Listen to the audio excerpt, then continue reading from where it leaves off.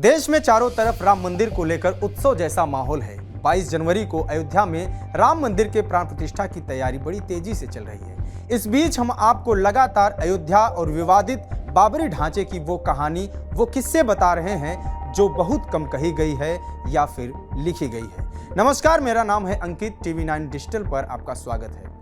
बाबरी विध्वंस के बाद देश का माहौल बदल चुका था। सांप्रदायिक तनाव तो था, लेकिन सुरक्षा व्यवस्था इतनी चाक चौबंद हो चुकी थी कि देश में कहीं भी कोई दूसरी बड़ी घटना नहीं हुई।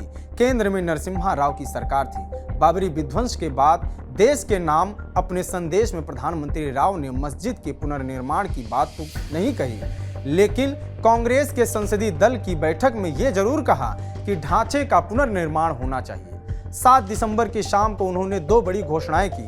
पहली ये कि सांप्रदायिक संगठनों आरएसएस, बजरंग दल, विश्व हिंदू परिषद, जमायत इस्लामी और इस्लामिक सेवक संघ पर पाबंदी लगेगी। दूसरी ये कि मस्जिद का पुनर्निर्माण होगा। राजनीतिक जानकार कहते हैं कि यहीं से बीजेपी राम मंदिर को लेकर आक्रामक होना शुरू हुई। इसके बाद वैचारिक ध्रुवीकरण भी तेजी से देखने को मिला। ये अलग बात है कि आम जनमानस के दबाव और देश के सांप्रदायिक हालात को देखते हुए नरसिम्हा राव मस्जिद पुनर्निर्माण के अपने ऐलान से पीछे हटने लगे। संतों ने तो साफ ये ऐलान कर दिया था कि मस्जिद अयोध्या की सीमा में नहीं बनेगी। फिर सरकार ने मस्जिद को पंचकोसी परिक्रमा के बाहर बनाने का इरादा बनाया। इसी योजना के तहत फैजाबाद के सहनवा गांव में 40 एकड़ जमीन के अधिग्रहण की तैयारी होने लगी। दिलचस्प यह है कि जमीन राजस्व दस्तावेजों में मीर बाकी के परिवार के नाम दर्ज थी। कागजी तौर पर यह पूरी योजना गुपचुप तरीके से बना ली गई थी। मीर बाकी के परिवार को आप कितना जानते हैं? आइए बताते हैं कैसे इस परिवार का इस मस्जिद से सालों का नाता है। फैजाबाद से 4 किलोमीटर दूर सुल्तानपुर जाने वाली सड़क पर एक गांव है, नाम है सहनवा। मुस्लिम बाहुल्य गांव है।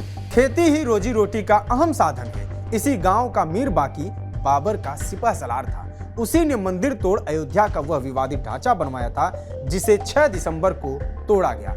सहनवा में एक मस्जिद मीर बाकी की मजार के साथ पहले से मौजूद थी। 7 जनवरी को अयोध्या में 67 एकड़ जमीन अधिग्रहण करने के बाद सरकार ने कहा था कि अभी कुछ और जमीन का अधिग्रहण होना है। अयोध्या के योद्धा किताब में हेमंत शर्मा लिखते हैं, दबाव में नरसिम्हा राव फौरन पलट जाते हैं।